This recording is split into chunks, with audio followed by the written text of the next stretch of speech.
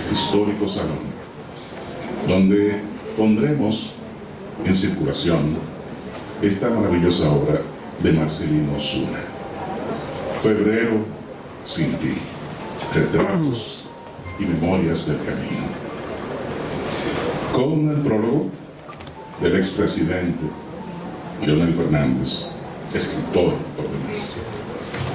Pero antes vamos a recibir, digamos que de forma idónea, la ambientación de la poesía hecha música en esta noche, para ir dando inicio a estos momentos emocionales, emotivos y perennes de la literatura, con el compositor Mario Díaz.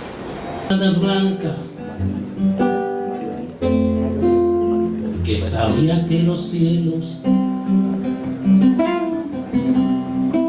me entregarían de nuevo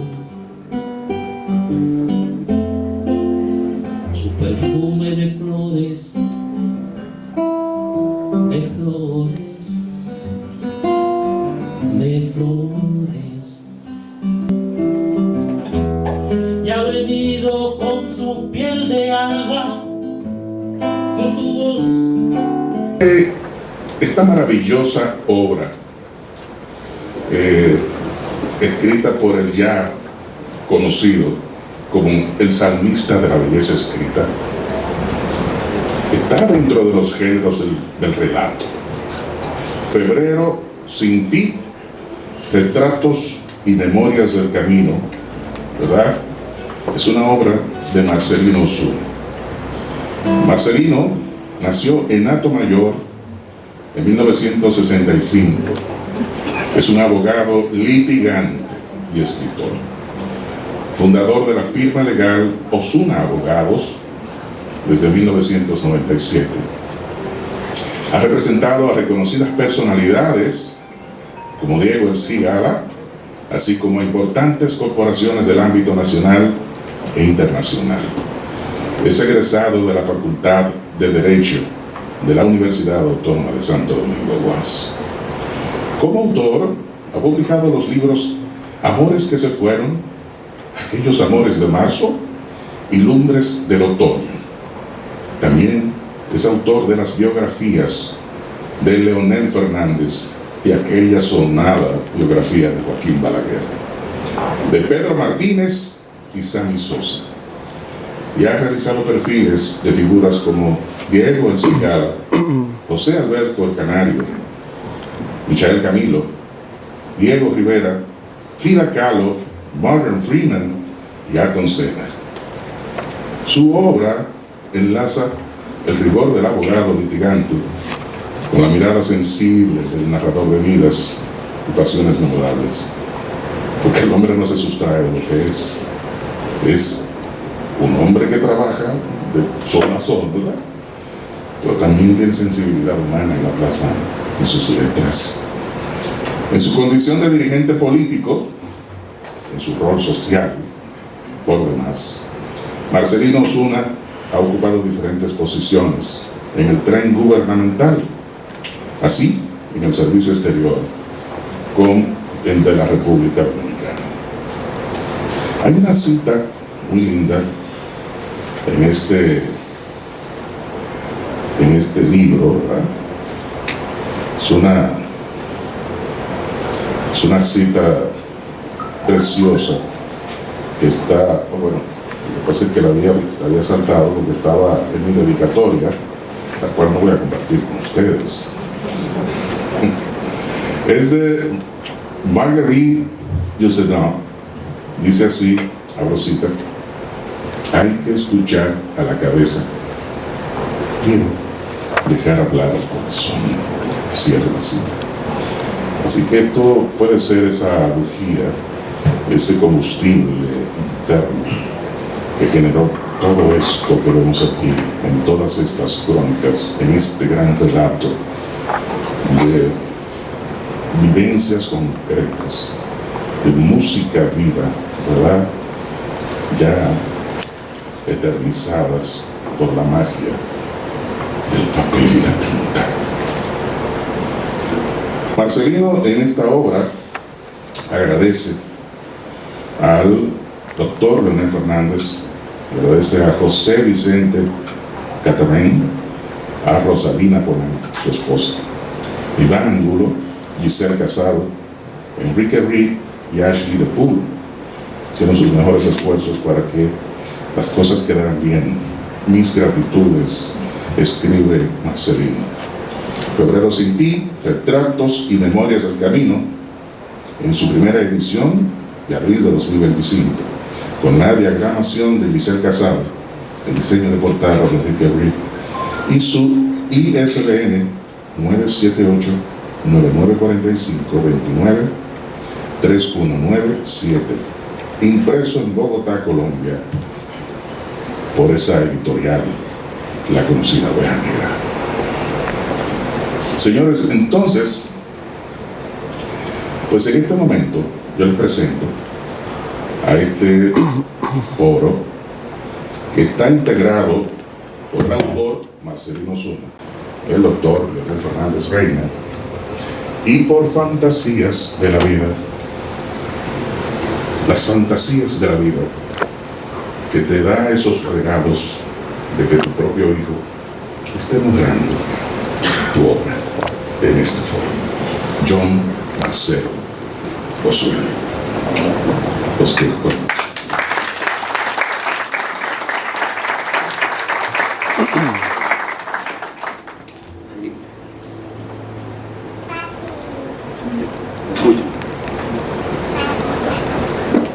¿Se escucha?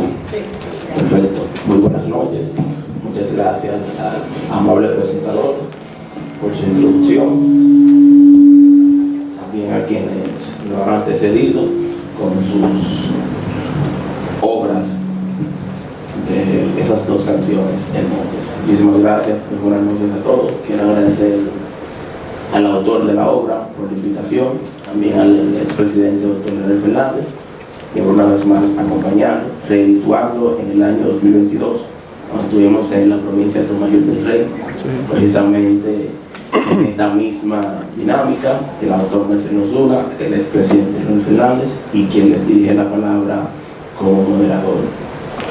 En el libro Aquellos Amores de Marzo, hoy estamos en Febrero sin ti, y quisiera iniciar este conversatorio preguntándole al doctor Leonel Fernández por qué ha aceptado realizar el prólogo de este libro, dado que en su vida pública de más de 40 años es un intelectual acabado en la República Dominicana y ha tenido miles de peticiones para realizar libros, y por problemas de agenda, como les decía anteriormente. Bueno, gracias John, gracias Marcelino por esta gentil invitación a participar en la puesta en circulación de este nuevo libro suyo. Y John me pregunta por qué razón acepté escribir el prólogo de este libro. Y la razón es muy sencilla, John. Es porque Marcelino había escrito una biografía mía.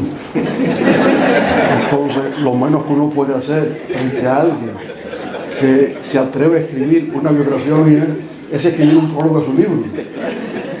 Y sobre todo, cuando estaba por publicar la segunda edición de esa biografía, ya estábamos fuera del poder.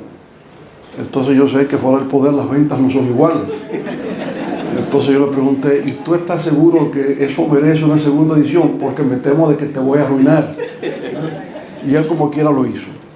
Así pues que tanta generosidad conmigo requiere una respuesta que esté a la altura.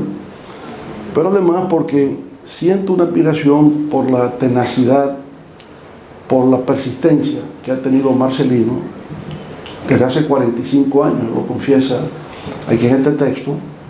De hace 45 años intenta consolidarse como escritor. Entonces esta es su última obra, Febrero sin ti, una cosa como medio misteriosa. Febrero sin ti, uno descubre como que hay una fémina detrás, ¿verdad? Porque en este país no puede ser otra cosa. Y entonces, bueno, pues me resultó grato el poder responder a su petición, que debo decir es una obra, como se indicó previamente, publicada por la editorial Oveja Negra.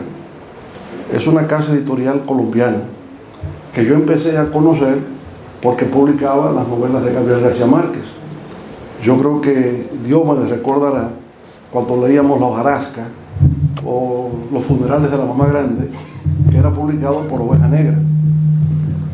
Entonces nos parecía que una editorial que publicaba a Gabriel García Márquez, que de repente esté publicando la obra de un muchacho de alto mayor, eso me parece una cosa grande.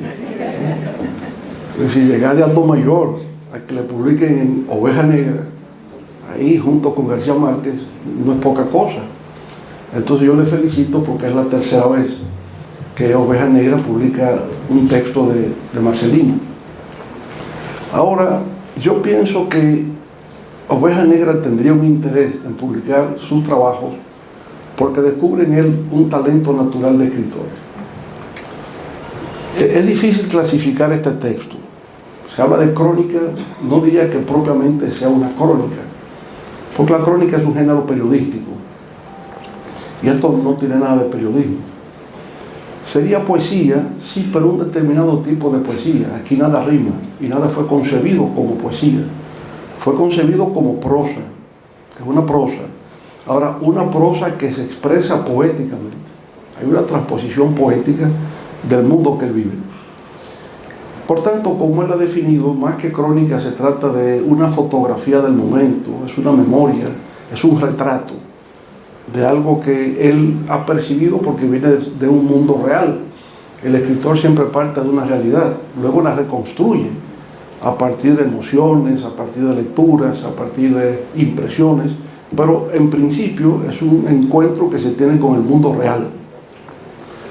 Y ya en el lenguaje lo construye en forma de una poesía en prosa. Es lo que siento Marcelino en el texto. Y hay frases, digamos, que permanecerán siempre en la memoria. Por ejemplo, cuando hace el retrato de Pablo Milanés. Aquí hay un texto sobre Pablo Milanés que le llama La ternura es inmortal. Y ya por el título uno se da cuenta que está frente a alguien que tiene una inclinación poética, ¿no? La ternura es inmortal. Y entonces dice, empieza con esta frase que me llegó inmediatamente. La muerte de un poeta es una indecencia del destino. Oigan, eso es profundo. La muerte de un poeta es una indecencia del destino. La de Pablo empezamos a sufrirla desde la madrugada del martes, aunque días antes se conocía la inminencia del final. Era nuestro desde las fechas en que se hizo habitual que pisaría las calles nuevamente de lo que fue Santiago ensangrentada. Nos remite a la época. Yo pisaré las calles nuevamente de lo que fue Santiago ensangrentada. Lo escuchamos muchas veces del labio de Pablo Milanés. Porque esa voz de caña y de ron, esos cabellos rebeldes, aquellos lentes, esa sonrisa ancha de odontólogo, aquellos buches buena gente, esas camisas de fuerte azul, comenzaron a poblarnos en los 80 bajitos, empezando la década de los 80. La vida no valía, nos enseñó. Si yo sigo cantando mientras otros se están matando, cual si no pasara nada. Toma una de las estrofas de la canción.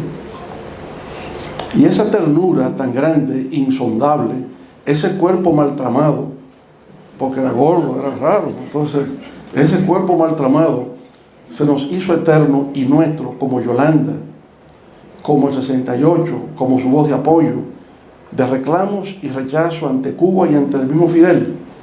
Era nuestro desde siempre, desde Bayamo en 1943, hijo de la modista que le regaló la primera guitarra. Pero un buen día, en las fechas en que Anthony Ríos perdió la cabeza por Yolandita Monge y aparecieron el show del mediodía interpretando su himno, era evidente que tras una noche de malos amores, enamorarse supone renunciar a ser uno para ser el otro, es decir, para ser dos. Pero eso es harina otro costal. Comprendimos que Pablo sería para siempre. Entonces ustedes ven algo sencillo, algo simple, pero que resulta inolvidable después que se lee. Y así está todo el texto, o sea, cada uno de los trabajos resulta un relato breve, pero muy simple, muy sencillo, como una especie de transposición poética. Ahora, yo noto, por ejemplo, el tema del amor, que es un tema hipersensible. Yo no sé si la doña anda por aquí, si puedo hablar de esto, pero me voy a atrever, porque me sorprende que Marcelino sepa que hay unas cabañas por ahí, por la carretera de San Isidro. Me han contado, presidente. Le han contado, pero le han contado muy bien, porque usted lo describe muy bien aquí.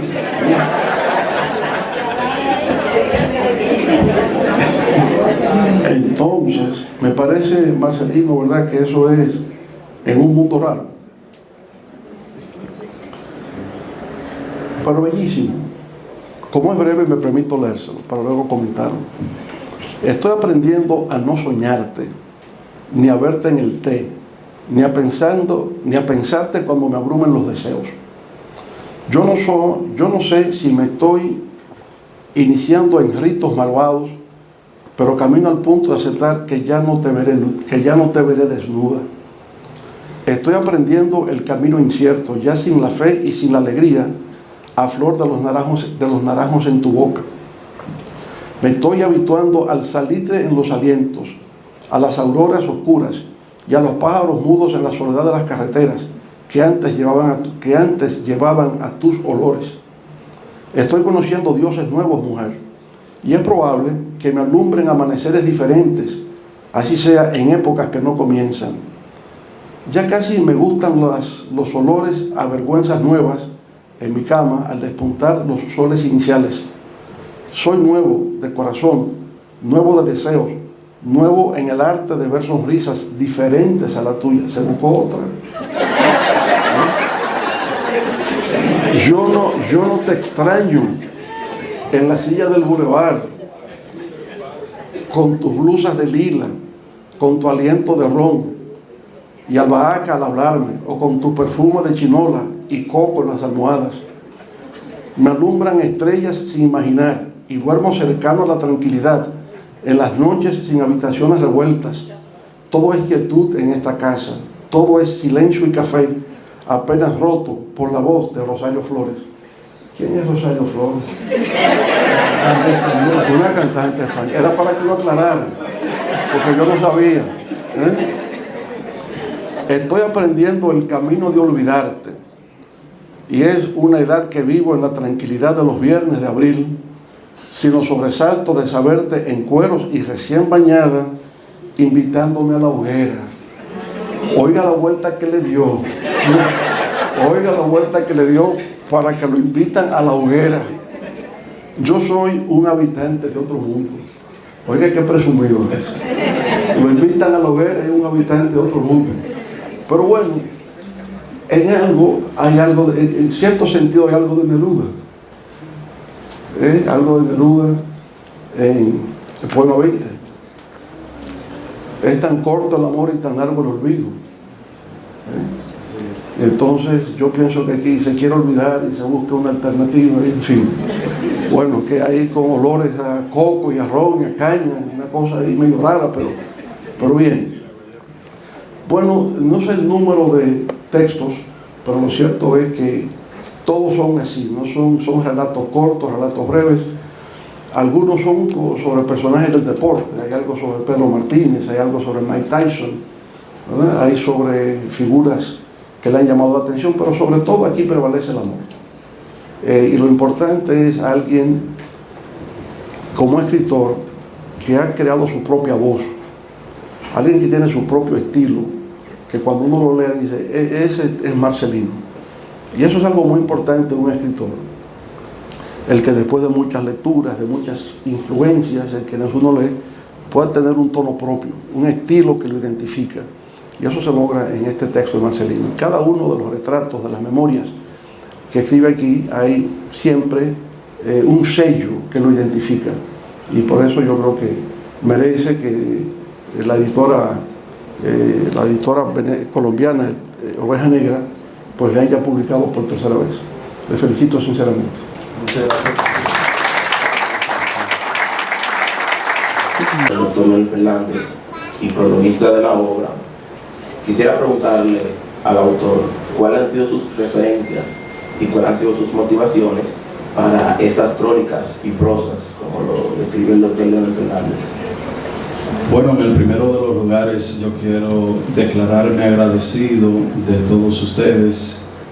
Me quiero declarar agradecido dado que desafiando el fin de semana largo, desafiando las lluvias, desafiando el sábado, desafiando la fecha, desafiando incluso la posposición, porque debe ser dicho entre guiones que el pasado sábado en nuestra casa, el pasado martes en nuestra casa, hubo un silencio de catedral en la mañana, dado que el libro se presentaba ese día, se presentaba el 29.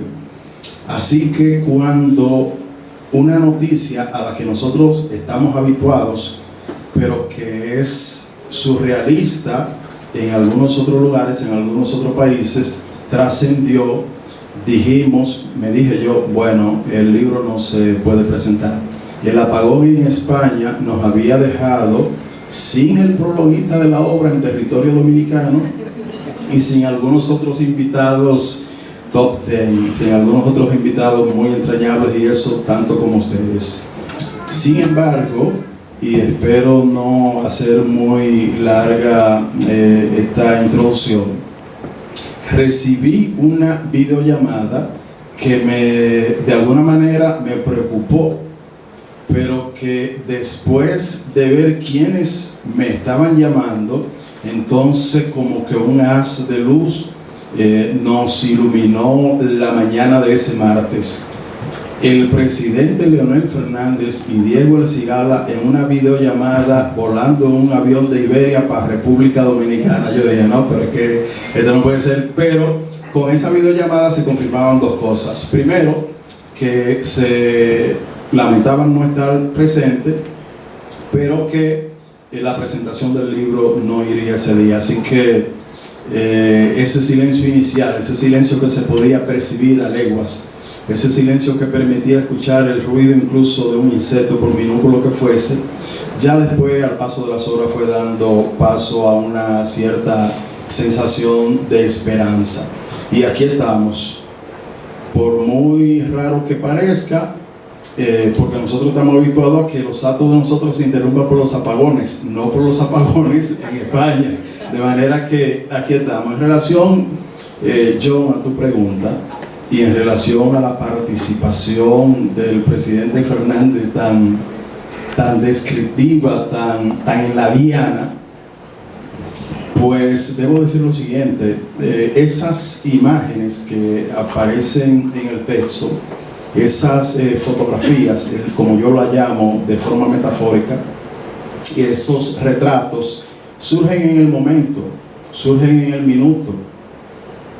Un buen día, y esta es una de las historias que me ha tocado en más de una ocasión hacerla, un buen día nosotros organizamos una gira de lo que se llamaba gira, de que se usaba en los 80 para recaudar fondos, y en la organización política a la que en ese minuto pertenecíamos, y nada, vamos a la gira y demás, y estamos en la playa, y todos nosotros alegres, felices, criticando a aquel, el otro, hablando mal de los vecinos, de los amigos, demás, esas cosas que se hacen cuando usted va a una gira en la playa.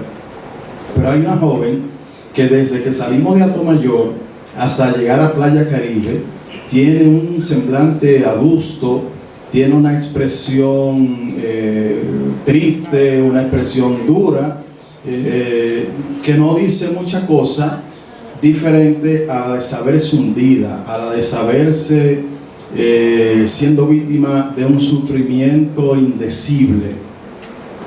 Pues cuando en la radio del vehículo que nos trajo a la playa suena la voz de Fernandito Villalona decir: se fue para siempre tal vez, la pobre muchacha se desploma, se hunde en un llanto descorazonador, un llanto que nosotros no sabíamos qué hacer con él. Cuando comenzamos a hablar, había roto con el novio, que había venido aquí a la capital, que había triunfado aquí a lo grande y sin embargo ya se quedó en la aldea, se quedó en el pueblo y eso. Y como he dicho en más de una ocasión, John, como he dicho en más de una ocasión, presidente, esas emociones así, esas desilusiones, esa puñalada, ese acero frío en la espalda de la joven, pues me sobrevive al paso impío de los tiempos y me siento a escribirlo y ahí está en una de las historias ese relato. Pero hay otro que yo no debo permitirme el lujo de bajar de esta tarima sin contárselo a ustedes. Le prometo que será breve, así que no va a ser tan largo como el anterior. Hay un señor que solía pasar por la casa de nosotros vendiendo yuca, plátano y todo ese tipo de cosas, vegetales, y tarde por tarde ese señor hacía una parada en nuestra casa a los fines de que le comprásemos las cosas que él vendía. Pues un buen día, ya después de años de relación comercial con él, lo siento triste, lo siento apagado, lo siento como un náufrago, lo siento hundido. Y cuando le quiero qué le sucede, me dice, yo la recuerdo todavía. Si una persona te hace esa confesión, usted debe pensar que han roto hace 24 horas, 48 horas. No se trataba de eso. Se trataba de que él había sido guardián de una residencia en la parte este de la capital dominicana. Se había metido en amores con la joven que trabajaba también en la casa, y la joven acostumbraba a irse al sur lejano de donde era oriunda a visitar a la familia. Ese viernes se va al pueblo del sur a visitar a la familia y bueno, él se queda esperanzado porque está convencido de que el arraigo sentimental que ambos sienten la va a hacer que desde que llegue al pueblo del sur va a llamarlo para decirle, mira, todo pasó bien, aquí estoy. Ella se fue y no llamó al llegar al pueblo lejano del sur. No llamó el sábado, ni el domingo, ni la semana siguiente, ni el mes, ni el año siguiente. Así que este hombre que ya lleva 7 años de relación con esa persona, no sabe cómo administrar su tristeza, no sabe cómo administrar su congoja. Y cuando lo interrogo y le pregunto qué tiempo hace de eso, me dice 27 años. Y para remachar, me dice esta frase que me impactó de tal modo que me obligó a sentarme a escribirlo. Yo la recuerdo como el primer día que la conocí. Díganme ustedes si eso no da para ser escrito en Febrero sin ti. Yo tenía cierta preocupación, John, y tenía cierta preocupación, presidente, porque cuando le entregué los originales, me dije a mí mismo, pero ¿y si el presidente, leyendo todo lo que dice ahí, una persona que ha labrado una reputación de sobriedad, un político, un expresidente de la República, una figura conocida en ambas orillas del océano, y querida y respetada y aplaudida en ambas orillas del océano? Bueno, así que intenté hacer esa labor de banistería, presidente, intenté hacer esa labor de poda, pero de todo modo, por lo que veo, como lector avesado que es, se metió en el fondo de las historias y al llegar y desmontarse del vehículo, me hizo unas alusiones a los relatos que yo creo que no debo decir aquí, presidente, porque abajo no estaba Rosalina, pero aquí sí está, sí. De modo que no debo hacer alusiones. Yo no quiero además, señoras y señores, dejar este micrófono sin agradecerle a todas las personas que han sido responsables de esta publicación. Rosalina, que es imprescindible en estos casos, en la comprensión de mis hijos, el tesón, el ardor, el sazón y la ternura de Eva, el amor de mis hijos, de Tito, de John, de Natalia, de Frank. Y evidentemente, el amor sin fondo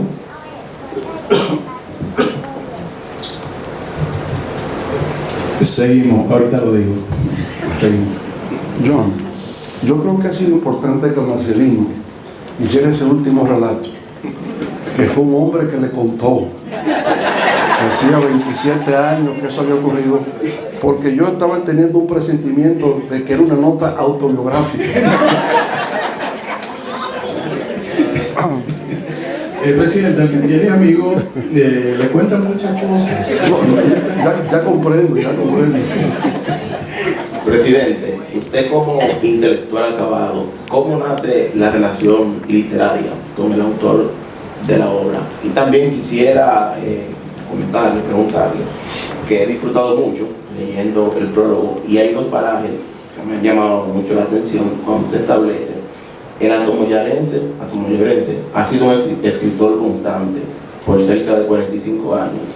Ha defendido lo pequeño, lo menudo, lo que no suele escribirse con mayúsculas, debe reiterarse. Y culminando también haciendo un énfasis en el deporte cuando establece: no hay que soslayar el Marcelino Zura, apasionado de los deportes, con especial fijación, casi obsesión con el boxeo.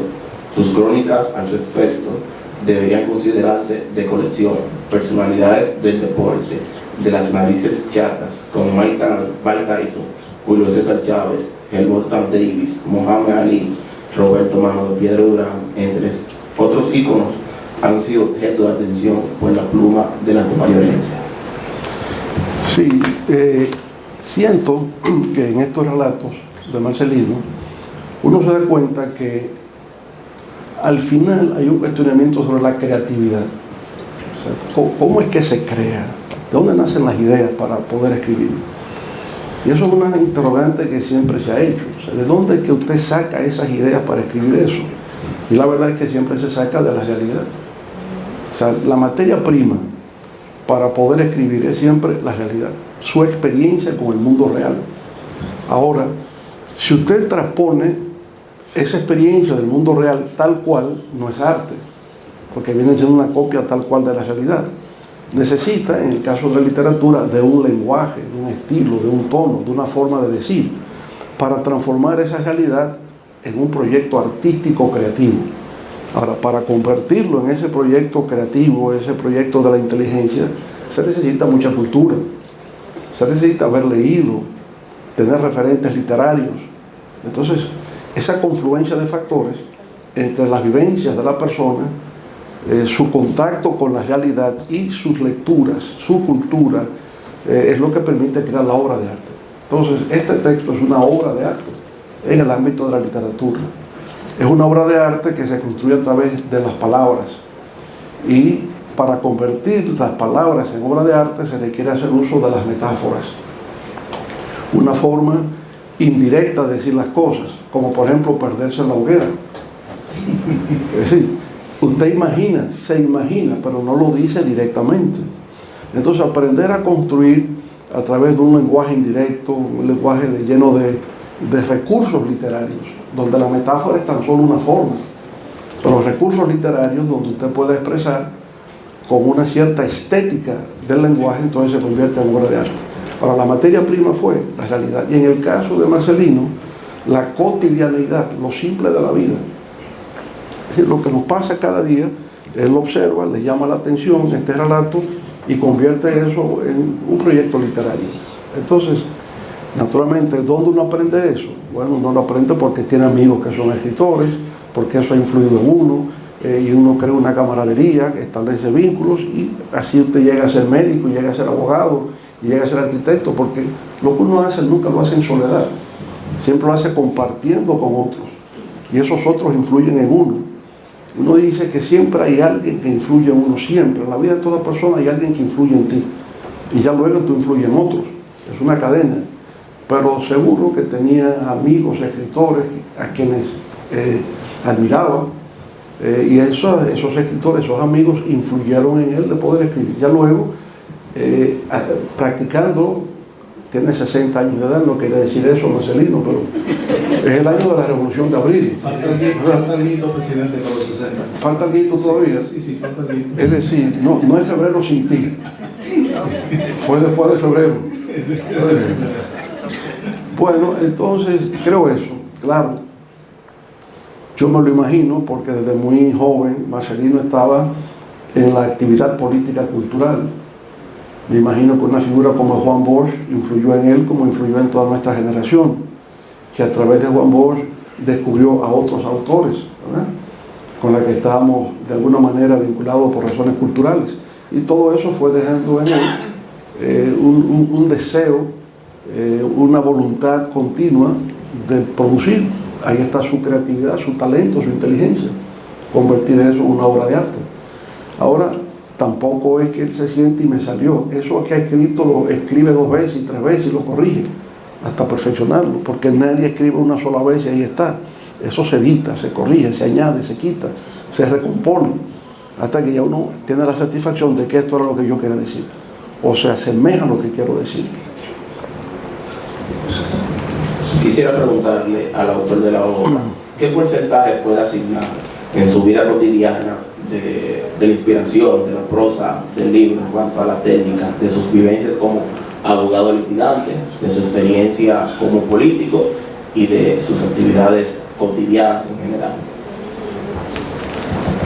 Yo pienso, es decir, yo hago miradas, yo hago escaneo de cosas que veo en el día a día, de minutos que veo. Una de las acusaciones más recurrentes de la que yo he sido víctima por 45 años es: ven acá, pero te pasó a ti. No necesariamente me declaro inocente, o sea, no tiene por qué sucederle a uno. Simple y sencillamente uno ve cosas y por vía de consecuencia, esa cosa que uno va mirando, bueno, pues uno la va edulcorando, uno le va agregando ingredientes. Hay, por ejemplo, términos, hay palabras que a mí me parecen, incluso habiéndola escrito, me parecen infames, me parece que no suenan bien, me parece un término inadecuado, me parece en algunos otros escenarios un término ambiguo, y por vía de consecuencia, bueno, pues suprimo eso. ¿Qué porcentaje de la realidad hay en mis textos, hay en mi trabajo? Quizás yo soy incapaz de decir así 100%, bueno, mira, tal porcentaje, pero es evidente que son cosas que uno ve, son cosas que uno va trabajando. Miren esto. Ella había traído a mi vida un sentido de la alegría inédito, un modo de vivir las mañanas de martes del que jamás había tenido ni la más elemental de las ideas. Ahora tenía ganas de regar mis bromelias, y de súbito, sin más para acá ni más para allá, me poblaba el rostro un gozo desbordado y unas sonrisas que, si bien no llegaban a estallar, de lejos se me veía pleno, casi desbordado por una plenitud de la que nadie tenía noticias antes. Varias veces cogimos el vuelo de Avianca, que sale de las Américas a las 6 de la mañana y que te permite degustar el ajiaco en Bogotá antes de que los trabajadores lleguen a sus lugares de jornada. En lo particular, yo amaba verla alegre, hablando con las palomas en la carrera 2315 frente a nuestro hotel de culto en aquella ciudad, mientras las alimentaba con los restos del desayuno en la terraza. Yo ya no existo, no me necesita, ni me devuelve las llamadas, ni sabe que tengo una cardiopatía, ni que mi colesterol no cede ante las estatinas, ni ante las caminatas en el mirador, alarmando al doctor Pierre Iván Alexis, mi médico de los últimos 25 años. Ya no existo, ya no me deja audios miándose de la risa por los chistes previos que le dejaba en el celular porque estaba en su hora de trabajo. De mi parte, la sigo sufriendo y extrañando y pensándola en las soledades, las alegrías efímeras, en las noches, en los martes y en cada soplo de mi vida umbría. Cosas que uno ve. cosas que uno ve, cosas que uno recuerda. Simple y sencillamente eso, o sea, cosas que uno ve al minuto, uno las atrapa y toma la decisión de devolverlo hecho poesía, porque al fin y al cabo de lo que se trata la literatura es de enriquecer la vida, de enriquecer la realidad. Y ya decía, ahora que lo mencionaba usted, presidente Fernández, en algún momento el profesor Juan Bosch escribió, una de las personas por las que uno comenzó en este oficio, desde luego, escribió que los objetivos de la vida deberían ser procurar la verdad y la belleza. O sea, las cosas en la vida más cara posiblemente que debamos perseguir los humanos es la belleza, y de eso se trata la literatura, de enriquecer, de ponerle música a la vida, de ponerle, de inaugurar las mañanas de martes, como digo, regando tus bromelias y enriqueciendo, embelleciendo la vida. De eso se trata. Entonces, usted nunca fue a Colombia en un viaje de Avianca. Sí, presidente, me ha tocado, claro que sí, pero me declaro inocente, presidente, o sea, hasta prueba en contrario. no, cosas que uno ve, voy a confesar, presidente, por qué escribí este relato, lo voy a decir aquí. Yo fui a acompañar a Diego El Cigala a Bogotá, y resulta que el día que veníamos a Santo Domingo, él y su esposa en los frentes del hotel estaban despidiéndose, él y Amparo, y estaban hablando ahí una mañana gélida en Bogotá. Resulta que en la recepción del hotel suena esa canción de Rafael, cuyo título le voy a decir un poco más adelante, Mi amor, algo así, Mi amor, de Rafael. Y Amparo, cuando suena la canción, se siente presa, qué sé yo, de la nostalgia, se van a despedir. Ah, bueno, porque debe ser dicho que Diego regresaba a Madrid y nosotros veníamos para Santo Domingo.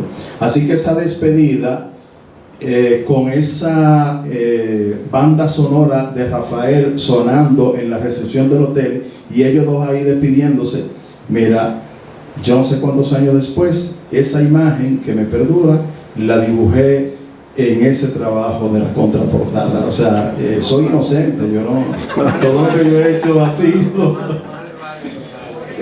Vale aclarar. ¿verdad que sí? De eso se trata, de eso se trata. O sea que Esta es la primera vez que una puesta en circulación de un libro se convierte en una acusación judicial.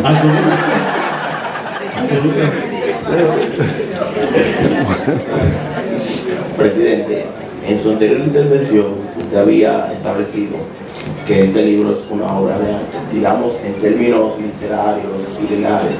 ¿Cuáles serían para usted los elementos constitutivos para un libro ser una obra de arte? Bueno, yo diría en el caso específico de esta obra de Marcelino, su punto de partida es la realidad, su objeto la vida, pero la vida es muy diversa y esa diversidad se ve aquí, se ve en el amor. Hay un tema de amor, de nostalgia, de abandono, pero también de afecto. Está en el deporte. Él habla de Pedro Martínez, él habla del boxeo. Él se refiere a Muhammad Ali, él habla de Roberto Piedra Durán, él habla de Julio César Chávez. O sea, habla del deporte, habla del amor, habla de un poeta, habla de un cantante. Por tanto, el objeto fundamental de este libro es la vida. Pero la vida es muy diversa. Yo recuerdo siempre una película que vi de Woody Allen hace muchos años, titulada Manhattan, y en un momento me preguntaba, no, pero ¿y qué es la vida? Y él respondía muy simplemente, la vida es comerse un hot dog.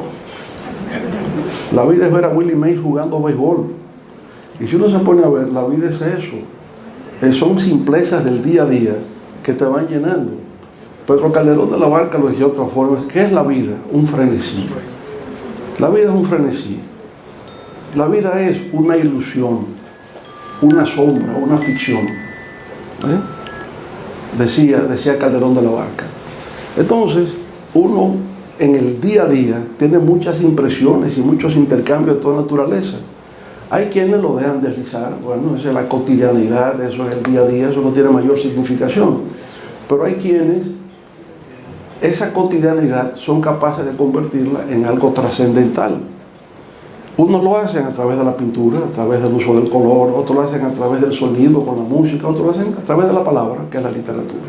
Cada quien encontrará su sensibilidad particular para transformar esa realidad y convertirla en obra de arte.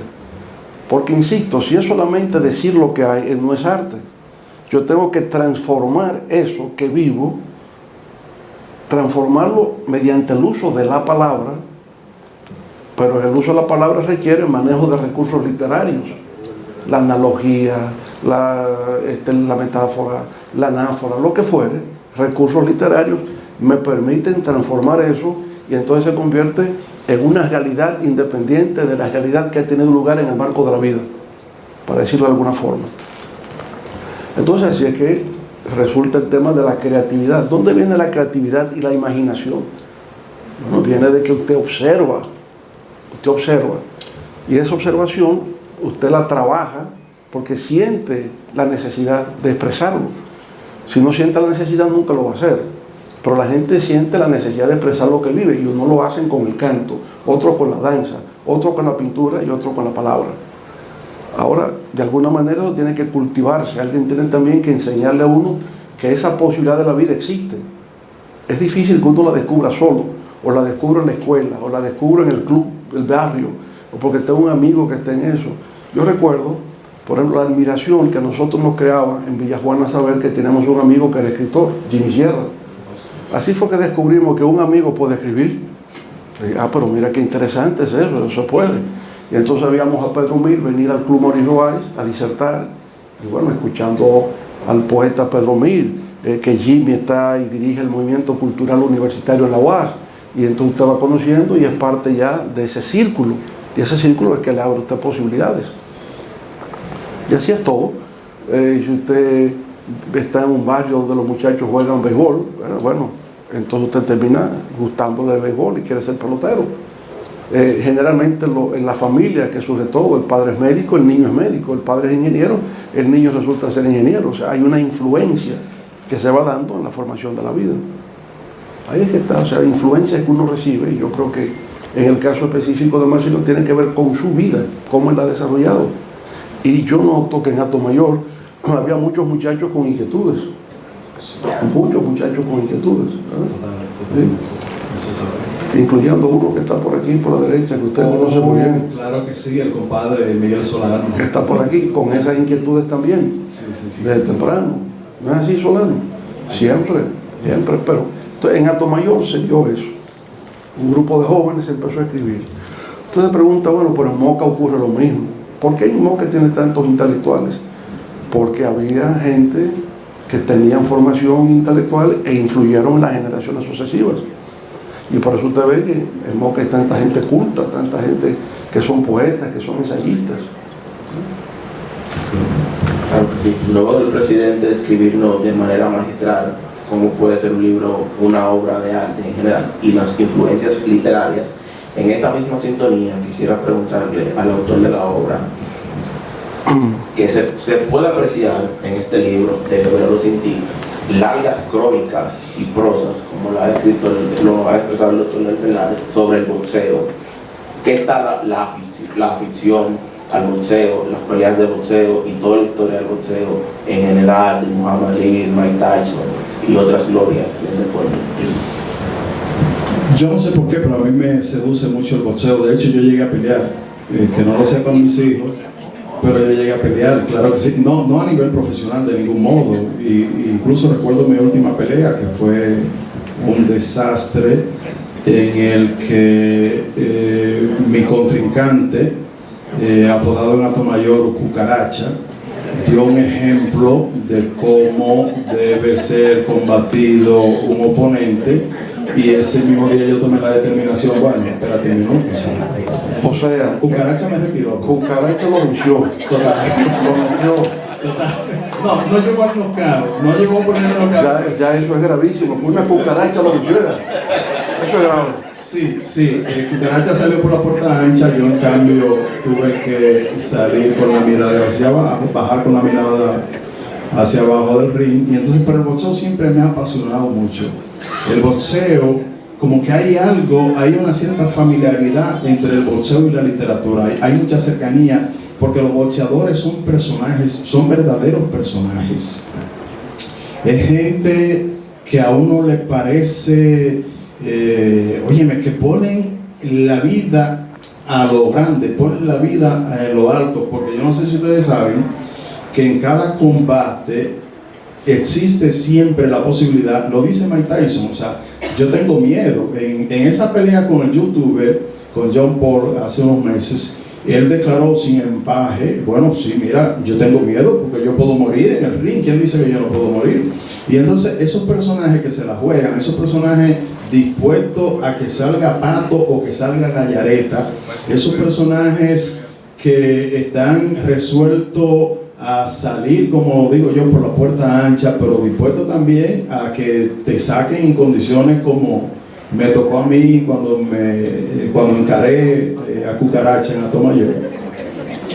Esa gente merece la admiración, merece el aplauso, y además hay una dignidad en el boxeo que seduce a los escritores, porque por ejemplo en la actividad política la gente suele usar armas contra ti, pero armas que tú no ves. En cambio en el boxeo hay un sentido del decoro, hay un sentido de la dignidad, porque la gente te dice, mira, yo tengo 2 guantes, yo peso lo mismo que tú, voy para arriba de ti, así que atente a las consecuencias, a diferencia de la política, que en la política la gente te abraza, Marcelino, qué chulo, voy a votar por ti, y tú lo descubres diciéndole lo mismo a tu contrincante. O sea, hay una dignidad en el boxeo, hay un sentido de la honorabilidad en el boxeo que para nosotros los escritores simple y sencillamente es un tema irresistible. Entre guiones, quiero decir que este acto está dedicado, aparte de mi familia, aparte de mis amigos y demás, a mi madre, que en este minuto convalece en un hospital de Italia. La próxima. Bueno, luego de esa emotiva explicación del autor del libro, quisiera realizarle 2 preguntas al señor presidente.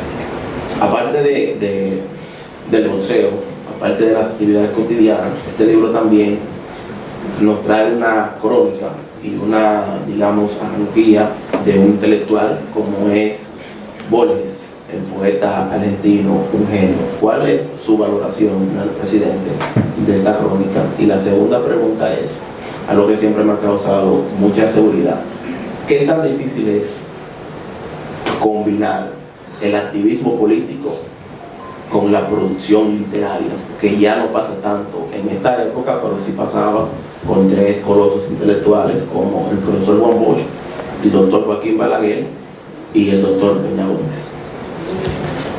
Sí, bueno, un poco, ¿cómo piensa el escritor? ¿Cómo es su mentalidad? ¿De dónde salen las ideas? Por ejemplo, Marcelino hablaba de este choque que tuvo con un boxeador llamado Cucaracha. Bueno, y luego hablaba de la dignidad que tuvo que enfrentarse con este boxeador, pero de repente se me ocurre una idea. ¿Sabe lo que sería escribir algo sobre la dignidad de la cucaracha? De repente. Es decir, porque nadie lo ha hecho, nadie ha pensado que la cucaracha puede tener un cierto sentido de dignidad también, ¿verdad? Entonces sería algo con humor, sería desarrollar una idea con humor acerca de la dignidad y la honorabilidad de la cucaracha, porque la cucaracha nunca le ha robado a nadie, ¿verdad? Entonces de repente la curiosidad te lleva a la creatividad, no te va a salir de un tirón, pero puede ser, ¿verdad? Le da un giro a la cosa y de repente la honorabilidad y dignidad de una cucaracha. Porque recuerden, ahora me viene a la mente, que una obra fundamental de la literatura universal es Metamorfosis de Franz Kafka. ¿Y qué es la obra? La transformación de un escarabajo. Entonces es posible que si Kafka ahí lo trabajó con el escarabajo, podemos hablar de la dignidad y la honorabilidad de la cucaracha, ¿verdad? O sea, puede ser. todo está en cómo se aborda. Ahora, John hace referencia, que yo noté de alguna manera, también a Jorge Luis Borges, al autor argentino. Ahora, Jorge Luis Borges es un autor muy laureado, muy reconocido. Recuerdo que en un diálogo entre García Márquez y Mario Vargas Llosa le llamaban, es un escritor para escritores. Sí. Es un escritor para escritores. Ahora, sin embargo, ninguno de los dos lo asumieron. Y la razón fue por la siguiente. Porque así como decíamos ahorita, que la literatura tiene como punto de partida la vida, la realidad, en el caso de Borges no fue así. Borges partía de lo abstracto, no de la realidad.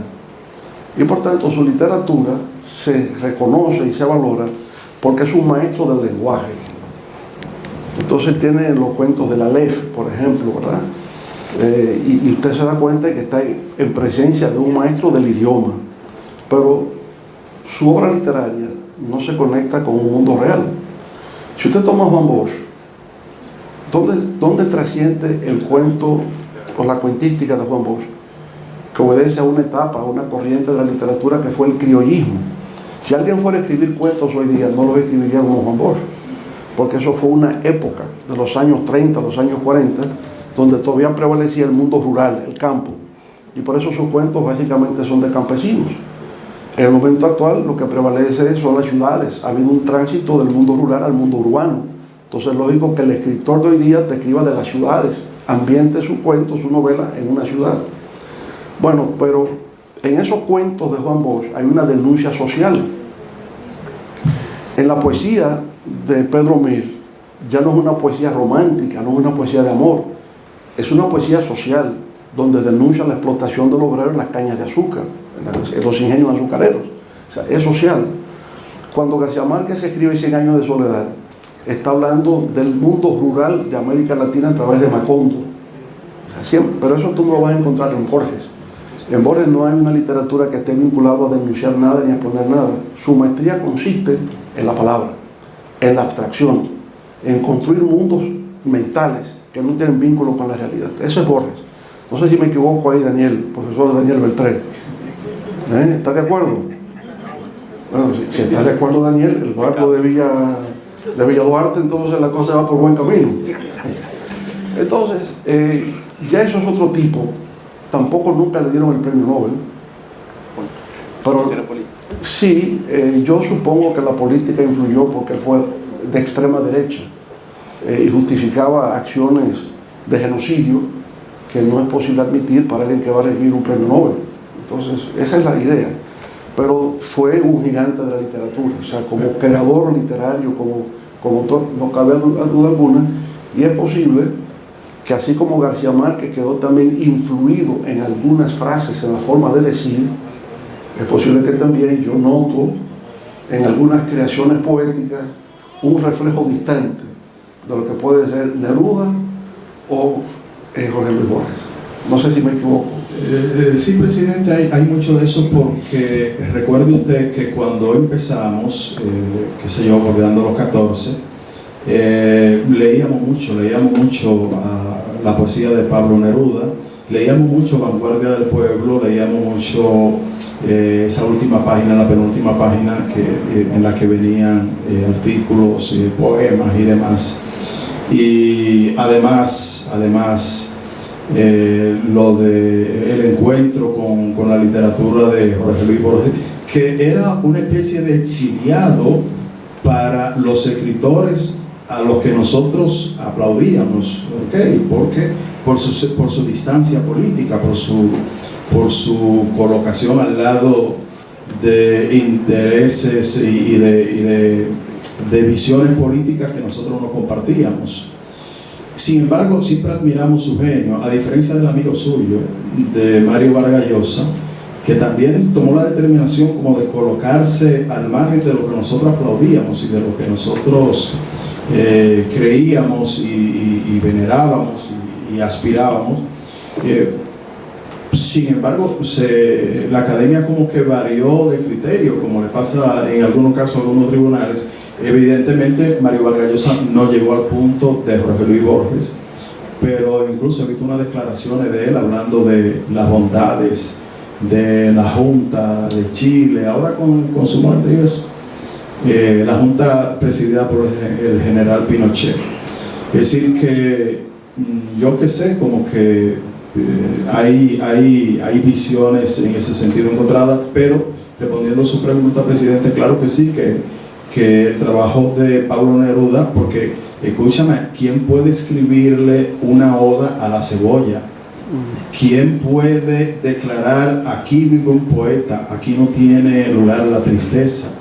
Pero ¿quién puede declarar porque noches como esta la tuve entre mis brazos, aunque no sea literalmente, aunque este sea el último dolor que ella me causa y estos sean los últimos versos que yo le escribo? Pero en la adolescencia, presidente, o sea, Ya no la quiero, es cierto, pero cuánto la quise. ya no la quiero, es cierto, pero tal vez la quiero. O sea, qué cosa más grande. Leer uno eso, no solamente leerlo cuando iniciábamos en estos menesteres, sino tener la conciencia de que él lo escribió antes de los 20, o sea, una cosa impensable. Antes de los 20 años de edad. Antes de los 20 años de edad, por supuesto. Puedo escribir los versos más tristes esta noche. Escribir, por ejemplo, la noche está estrellada y tiritan azules los astros a lo lejos. Escrito a los 20 años de edad. Impresionante. Totalmente. Y luego su canto a las alturas de Machu Picchu, Oh, sí, que sí, es sí. el canto general. Claro, claro. Y acabo de descubrir en Odas, en el libro de Odas, una edición del año 55, Argentina, Pablo Neruda escribiéndole a mirar aves, mirar pajaritos. Eva, cuando va a la casa de nosotros, suele enternecerse mirando los pajaritos, a lo que le compramos, comida y eso. Y yo escuchándolo y viéndolo los otros días pensé, óyeme, pero Pablo Neruda pensando en esto en el año 1900, publicado en 1955 ese libro. Yo no debo, señoras y señores, porque nos acercamos al final, porque tampoco queremos abusar de la hospitalidad y de la amabilidad de ustedes, terminar estas palabras sin agradecerle a mi entorno, sin agradecerle a mi equipo. Me da un poco de miedo mencionarlo a todos, porque son muchos y puedo, por un tema de edad, por un tema de 3 vacunas, olvidar algunos nombres. De modo que no quiero arriesgarme, pero nombres como el de Rosalina, el de Natalia, el de Tito, el de Eva, el de Ashley, el de John, el de María Prieto, no se me deben pasar, el de la profesora, el de la chica del teléfono azul, el de Eva, el de por supuesto la profesora Belki Sánchez que ha hecho Belki Sánchez, reitero, pero Belki Ramírez también, que ha hecho grandes cosas para que suceda esta noche. De modo, señoras y señores, que yo me declaro, no sé yo, no sé presidente, si ustedes ya están resueltos a cerrar la noche, pero yo me declaro agradecido, yo me declaro de verdad con un muy alto sentido de la gratitud, porque ustedes, desafiando el clima, desafiando el fin de semana largo, desafiándolo todo, han dicho presente y emulando al gran Bertolt Brecht. Hay gente que hace una cosa un día y son grandes, hay gente que hace una cosa varios tiempos y son grandes, y hay gente que sigue a uno, presidente. Hagamos el acto en Atomayor, hagamos el acto en la capital, lo hagamos en Funglode, y esta gente nos ha seguido siempre. Así que estos hermanos, estos amigos, estos amados hermanos, de verdad que yo lo siento en mi alma, yo lo siento en mi corazón como los imprescindibles, y quiero que ustedes se tributen el aplauso que se merecen por eso.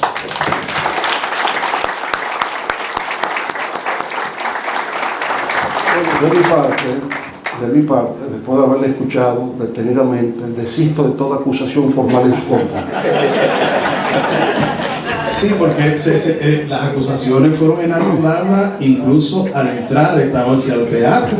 Así que cuando un periodista le preguntó al presidente, ¿qué usted cree del libro? El presidente proclamó, bueno, me parece un gran libro, me parece interesantísimo lo que ha hecho Marcelino, pero quiero hacer una acotación.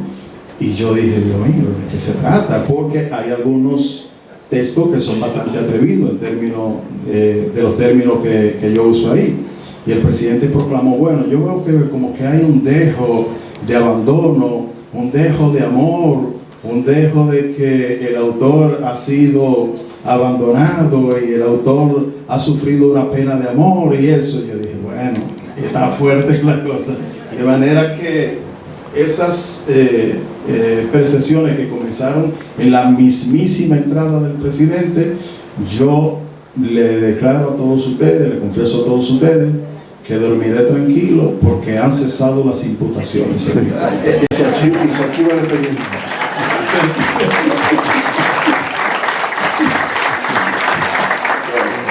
A modo de conclusión, quisiera agradecer la oportunidad de ser el moderador, tener el privilegio de ser el moderador de esta obra de arte, como lo definió el doctor Leonel Fernández, Febrero sin ti. Agradecer al autor por la invitación, al doctor Leonel Fernández por su presencia, el autor, que aparte es mi padre, y a modo de conclusión quisiéramos, presidente, que usted realice una valoración general de esta obra literaria. Bueno, ya yo desistí de mi acusación. Yo creo que esa es la mejor valoración que puedo hacer. Pero felicitarle una vez más por este gran esfuerzo creativo que ha hecho Marcelino de brindarnos esta nueva obra para, a través de él, también desarrollar nuevas perspectivas acerca de lo que es la vida diaria y cómo la vida diaria nos puede enriquecer. Así que gracias a ustedes por su presencia, desafiando esta noche este aguacero que ha sido intenso y prolongado. Un día sábado, en un fin de semana prolongado, creo que es una manifestación, un testimonio de amistad y por tanto de parte nuestra de agradecimiento por su presencia. Muchas gracias.